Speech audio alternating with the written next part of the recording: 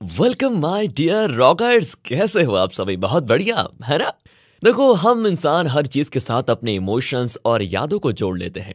उन्हीं चीजों में से एक है जी हाँ, खाना। जैसा स्वाद हमारे घर के खाने का होता है, कसम से बता रहा हूँ, वैसा कहीं मिलेगा ही नहीं दुनिया में। क्योंकि यार, घर के खाने में हमारे पेरेंट्स की मेहनत होती है, उनका प्यार होता है, उनका डेडिकेशन होता है। और आपने देखा होगा, कोई चीज़ आप अच्छी बनाते होंगे घर में तो कोई आपकी बहन, बाकी माँ तो ऑलराउंडर होती ही हैं। क्योंकि एक अच्छी डिश को बनाने के लिए उसके पीछे की भावना, उसके इंग्रेडिएंट्स और बनाने का तरीका सब कुछ अलग अलग होता है। इस मूवी में वही तो दिखाया गया है कि कैसे एक राजा के खाने छोड़ने के साथ उसका मेन शेफ अपने हाथ काट लेता है। असल में जापान ने जब कोरिया पे कब्जा किया तो उस राजा ने खाने से इनकार कर दिया और उसके खास शेफ को मंजूर नहीं था कि वो जापानीज के लिए कोई डिश बनाए। इसीलिए उसने अपने हाथ काट दिए। ये कहानी है उस रॉयल शेफ के अगले हकदार को ढूंढने की। तो आइए बिना देरी किए चलते हैं इस वीडियो के अंदर। और हाँ, अगर आप नए हो चैनल पर और अगर आपको अच्छा लग रहा है तो सब्सक्राइब जरूर कर दीजिएगा। मूवी की शुरुआत में 5 साल पहले का सीन दिखाया जाता है, जहां एक मशहूर कोरियन रेस्टोरेंट के अगले हेड को एक कंपटीशन के जरिए चुना जाना है। और ये कंपटीशन हो रहा था इस रेस्टोरेंट के अभी के जो हेड हैं, उनके पोते बोंगजू और चैंग के बीच। तो सबसे पहले बोंगजू अपनी डिश पेश करता है, जिसकी प्लेटिंग उसने काफी सुंदर की होती है और उसकी प्लेटिंग काफी लाजवाब थी। साथ ही बोंगजू के दादाजी के अलावा वहां कुछ और लोग भी जज के लिए आए हुए थे। अब बोंगजू इस रेस्टोरेंट के हेड का पोता था, तो जजेस उसकी डिश की काफी तारीफ करते हैं। वो कहते हैं ना, शुगर कोटिंग वाली तारीफ, वही। इसके बाद बारी आती है चैंग की डिश की, जिसने ब्लो फिश से अपनी डिश बनाई थी। उसे खाने के बाद सभी जजेस कहते हैं कि तुम्हारी डिश में आखिर में एक अजीब सा आफ्टर टेस्ट आ रहा है, जो बिल्कुल अच्छा नहीं है। इतना कहते ही सभी जजेस को कुछ होने लग जाता है। ऐसा लगता है जैसे इस डिश में जहर मिला हो। दरअसल बात यह है कि ब्लो फिश को पकाने के दौरान उसके अंदर मौजूद जहर को सावधानी से निकालना पड़ता है, पर शायद यहाँ चैंग से गलती हो गई थी। हालांकि चैंग का कहना था कि उसने काफी अच्छी तरह देखकर और सावधानी से इस डिश को बनाया है, लेकिन कोई उसकी बात नहीं मानता। फिर सभी जजेस और बोंगजो के ग्रैंडफादर को तुरंत हॉस्पिटल ले जाया जाता है, जिनकी जान तो बच जाती है, मगर इस गलती के लिए चैंग को रेस्टोरेंट से निकाल दिया जाता है। फिलहाल कहानी प्रेजेंट के टाइम पर आती है, जहां पर जापान का एक बहुत बड़ा आदमी कोरिया आया हुआ है। असल में 1926 में जब जापानीज ने कोरिया पर हमला करके उसे कोलोनाइज किया था, तो उस वक्त के राजा ने इस दुख की वजह से खाना ही छोड़ दिया। अब उनका एक खास रॉयल शेफ यानी कि खानसमा था, जो उनके लिए खाना बनाता था। उसके बनाए खाने की तारीफ तो दूर दूर तक होती थी, लेकिन वो शेफ अपने राजा का बिल्कुल वफादार था। इसीलिए राजा ने खाना छोड़ दिया तो उसने खाना बनाना ही बंद कर दिया था। और अब उसे जापानीज खाना बनाने के लिए मजबूर ना करें, उसने चाकू से अपने हाथ काट दिए। उस दौरान एक जापानीज ऑफिसर ने उस चाकू को रॉयल शेफ की यादगार के तौर पर अपने पास रख लिया। और ये बिजनेसमैन उसी जापानीज ऑफिसर का बेटा था, जो कि माफी के तौर पर जापानीज की तरफ से ये चाकू कोरिया लौटाना चाहता है। इस चाकू के बारे में सभी शेफ्स अच्छे से जानते थे, लेकिन ये चाकू उसी को दिया जाएगा जो अपने आप को साबित करेगा। इसीलिए उस रॉयल शेफ के चाकू के असली हकदार को ढूंढने के लिए एक कंपटीशन का ऐलान किया जाता है। इसी के साथ सीन शिफ्ट होता है एक रिपोर्टर पर, जो कि एक प्रोजेक्ट को पूरा करने के चक्कर में जेल में होती है। फिर उसे उसका बॉस वहां से बाहर निकालता है। ये प्रोजेक्ट असल में गैम्बलिंग से रिलेटेड था, तो उसी में किम भी पकड़ी गई थी। फिलहाल उसने इस रिपोर्टिंग प्रोजेक्ट को पूरा किया था, तो उसका बॉस उसको चैंग के घर पार्टी के लिए लेकर जाता है, जो कि सब्जियों का बिजनेस करता है। किम का बॉस जानता था कि चैंग काफी अच्छा खाना बनाता है, इसलिए वो किम को लेकर यहाँ पर आया था। चैंग को जब उस मशहूर रेस्टोरेंट से निकाला गया था, तब से वो यहाँ पर अपने ग्रैंडफादर के साथ रह रहा है। उसके पास एक गाय भी है, जिसे वो अपनी बहन की तरह मानता है। माता क्यों नहीं, गाय माता, खैर छोड़िए। चैंग के दादाजी को डिमेंशिया यानी कि भूलने की बीमारी होती है, इसलिए उनका चैंग को खास ख्याल रखना पड़ता है। यहाँ आते ही किम चैंग के दादाजी को अचानक से देख काफी डर जाती है, लेकिन जब चैंग आकर उसको अपना हाथ का खाना बनाकर खिलाता है, तो बस वो खाने के टेस्ट से इम्प्रेस हो जाती है। धीरे धीरे उसकी चैंग से अच्छी दोस्ती भी हो गई थी। अब किम को उस नाइफ वाली कुकिंग कंपटीशन के बारे में पता चलता है, तो वो चैंग को उस फॉर्म पर साइन करने के लिए और इसमें हिस्सा लेने के लिए कहती है, मगर चैंग मना कर देता है। किम के बॉस ने किम को वो ब्लोफिश वाली बात भी बताई थी जो चैंग के साथ घटी थी। स्टार्टिंग में आपने देखा होगा अभी। तो किम पहले से जानती है कि चैंग उसी वजह से मना कर रहा है। वो कहती, देखो मैं तब तक यहाँ से नहीं जाऊंगी जब तक तुम उस फॉर्म पर साइन नहीं कर देते। किम साथ ही उसके साथ सब्जी की दुकान पर भी जाती है, जहाँ वो देखती है कि सभी मिडिल एज लेडीज के बीच वो काफी पॉपुलर है। परेशान होकर किम वहां से चली जाती है। तभी एक और लेडी चैंग को अपनी सन इन लॉ बताते हुए वहां आती है। चैंग भी उन्हें मजाक में मदर इन लॉ बोल देता है। दरअसल वो चाहती थी कि चैंग उसकी बेटी से शादी करे। चैंग कहता है कि आपकी बेटी न जाने कहाँ बिजी रहती है, कभी उससे मिलवाइए तो मैं जरूर इस बारे में सोचूंगा। आगे चैंग किम के साथ एक छोटे से होटल में खाना खाने जाता है, तो वहां उसे उसका दोस्त डोनाल्ड मिलता है, जो कि बोंजो के होटल में उसके साथ काम करता था। डोनाल्ड बताता है कि पता है, तुम्हारे जाने के बाद वो बोंजो मुझे काफी परेशान किया करता था, इसलिए मैंने उसका काम छोड़ दिया और उसी वक्त मैं एक लड़की से मिला, जो अब मेरी बीवी है। मैं खेती करके बहुत खुश हूँ अब। वो चैंग से कहता है कि तुम तो यार काफी अच्छा खाना बनाते थे, तुमने कोई स्टार्टअप करने के बारे में क्यों नहीं सोचा? चैंग इस पर कोई जवाब नहीं देता। अब यहाँ चैंग की काबिलियत के बारे में डोनाल्ड से किम को और जानने को मिलता है। अब चैंग जब अपनी गाड़ी को स्टार्ट करने वाला होता है तभी वहां पर हैन नाम का एक आदमी आता है। वो चैंग से कहता है, क्या तुम अपनी गाड़ी से ये सब्जियों की डिलीवरी मेरे बताए पते पर कर दोगे? असल में हैन बोंजो का ही असिस्टेंट था, यानी कि डिलीवरी लेकर चैंग को उसी के रेस्टोरेंट में जाना था जहां से उसे 5 साल पहले निकाल दिया गया था ब्लोफिश वाले चक्कर में। वहां पहुंचकर चैंग को वो पल याद आता है जब बोंजो के फादर उसको यहाँ लेकर आए थे। तब चैंग ने पहली बार सभी को अपनी कुकिंग स्किल से हैरान कर दिया था। उसी वक्त से बोंजो चैंग से सख्त नफरत करने के साथ उससे जलने भी लगा था। हालांकि अभी बोंजो ने डिलीवरी करने के बहाने चैंग को यहाँ पर बुलाया था क्योंकि उसने रॉयल नाइफ को जीतने वाले कंपटीशन में हिस्सा लिया था और वो चाहता है कि अब चैंग उसके लिए ये काम करे और यहाँ वापस आ जाए। बोंजो भी कहता है कि ज्यादा ना सोचो, मैं तुम्हें मौका दे रहा हूँ और यही तो तुम्हारा सपना था ना। चैंग जवाब देता है कि मेरा सपना बेस्ट शेफ बनने का था, ना कि तुम्हारे अंडर काम करने का। बोंजो उसको कहता है कि अच्छा, तो फिर लोगों को जहर देकर अपना सपना पूरा करोगे? चैंग गुस्से में कहता है कि देखो, मैंने वो जानबूझकर नहीं किया था, समझे? और अब तक तो मैं इस कंपटीशन में हिस्सा नहीं लेना चाहता था, पर अब लूंगा और तुम्हें गलत साबित करके दिखाऊंगा। इसके बाद वो जल्दी से फॉर्म पर साइन कर देता है और किम की खुशी का ठिकाना नहीं होता। अब चैंग को पता चलता है कि उसके ग्रैंडफादर पुलिस स्टेशन में है, जो कि पुलिस वाले के बाल पकड़कर उससे बोल रहे होते हैं, मुझे अरेस्ट कर लो। चैंग किसी तरह उनको छुड़ाता है और फिर पुलिस वालों से माफी मांगकर घर ले आ जाता है उन्हें। फिर अगली सुबह चैंग निकलता है कंपटीशन में हिस्सा लेने, जिसके बारे में जब डोनाल्ड को पता चलता है तो वो चैंग का साथ देने के लिए अपने ही घर से भाग जाता है, क्योंकि उसकी बीवी नहीं चाहती थी कि डोनाल्ड घर का काम उसके भरोसे छोड़कर जाए। तो बस अब होता है कंपटीशन शुरू, जहाँ की कवरेज करने के लिए वहाँ किम भी मौजूद होती है। और यहाँ हम देखते हैं कि वो सभी जज आए होते हैं जो 5 साल पहले बोंजो के रेस्टोरेंट में आए थे। वो सारे जज जाहिर है बोंजो को सपोर्ट करने वाले थे, मगर जब वो वहाँ चैंग को देखते हैं तो उससे कहते हैं कि उस दिन के बाद तुम्हारी आखिर हिम्मत हुई कैसे इस कंपटीशन में हिस्सा लेने की? चैंग भी कह देता है कि मैं नई शुरुआत करना चाहता हूँ। और इस तरह होता है कंपटीशन शुरू, जिसमें बोंजो की डिश के सभी जजेस बहुत तारीफ करते हैं और इसमें कई लोग सिलेक्ट होते हैं, जिसमें चैंग भी था। बाहर निकलकर डोनाल्ड देखता है कि हैन चैंग के टायर की हवा निकाल रहा है। अब उसे जब डोनाल्ड पकड़ने जाता है तो हैंग वहां से भाग जाता है, पर जब हैन पीछे देखता है तो उसे पता चलता है कि डोनाल्ड को तो वो जानता है। दोनों ही एक दूसरे को पहचान कर गले मिलते हैं। दरअसल ये दोनों मिलिट्री ट्रेनिंग के दौरान साथ में थे। इसी बीच आने वाले दिनों में कई सारे राउंड्स होते हैं, जिसमें सभी में बोंजो और चैंग आगे बढ़ते जा रहे होते हैं। जिसके बाद रात को चैंग अपने ग्रैंडफादर के लिए हियरिंग बनाता है। दोस्तों, हेरिंग असल में एक फिश का नाम है, उसी से ये डिश बनती है, लेकिन उसके ग्रैंडफादर इसे फेंक देते हैं। वो बार बार यही बोल रहे होते हैं कि मुझे हेरिंग खानी है, जबकि चैंग ने उनके लिए बनाई भी थी, फिर भी नहीं। तभी वहां पर डोनाल्ड की बीवी आ जाती है, जिससे डोनाल्ड अंदर ही छिप जाता है। फिर डोनाल्ड की बीवी चैंग से अपने पति के बारे में पूछती है।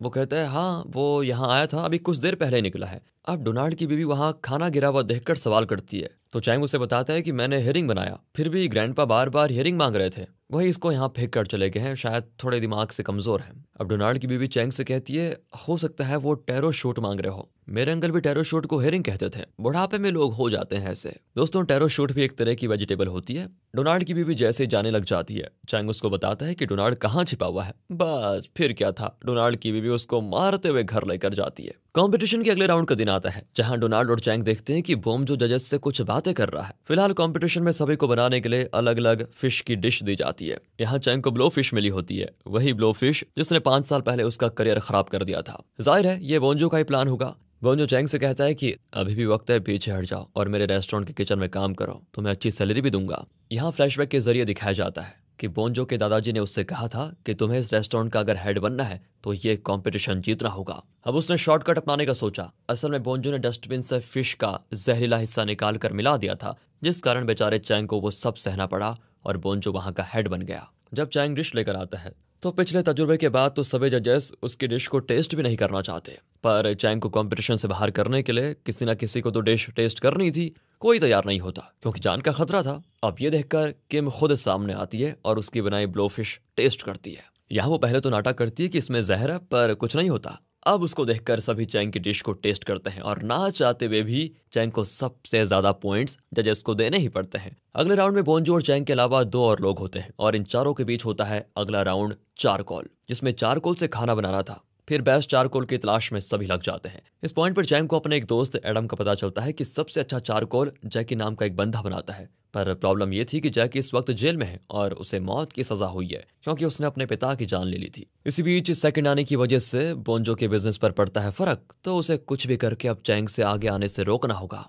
अब चैंग एडम के साथ जैकी से मिलने जाता है जेल में और उससे उसके चारकोल का राज पूछता है, जिस पर वो उन्हें कुछ बताता ही नहीं। अब यहाँ बोंजो भी जैकी से ये राज पूछने के लिए पहुंच चुका होता है। वो जेल में एक परफॉर्मेंस करवाता है और जैकी को लालच भी देता है, पर जैकी तो बौखला कर बोंजो की नाक काट देता है और इस कारण जैकी को काल कोठरी में डाल दिया जाता है। यहाँ चैंग देखता है कि जैकी की माँ आई हुई है, पर उनसे जैकी मिलता ही नहीं। वह हर रोज इस उम्मीद में आती है मगर जैकी उनसे कभी मिला ही नहीं। चैंग उनसे इस बारे में बात करता है तो पता चलता है कि जैकी की माँ के पहले पति की मौत बहुत जल्दी हो गई थी और फिर जैकी को पालने के लिए पैसों की सख्त जरूरत थी, तो उन्होंने दूसरी शादी कर ली। मगर अपने दूसरे पति की इच्छा के अनुसार उन्होंने जैकी को उसकी दादी के पास छोड़ दिया। फिर भी जैकी रोज अपनी माँ से मिलने आता था। वो तो उनसे नहीं मिलती, पर वो अपने बेटे के लिए स्वीट पोटैटो रख कर जाती। एक दिन तो जैकी को उसके सौतेले पिता ने देख लिया और काफी मारा भी, जिस दौरान उसकी माँ चाह कर भी कुछ नहीं कर पाई। तब भी मार खाने के बावजूद जैकी अगले दिन वहां पर आया तो उसकी माँ उसके लिए आखिरी स्वीट पोटैटो रख कर जा चुकी थी। अपनी माँ को खोने का गम वो बर्दाश्त नहीं कर पाया और वो पहाड़ों पर चला गया।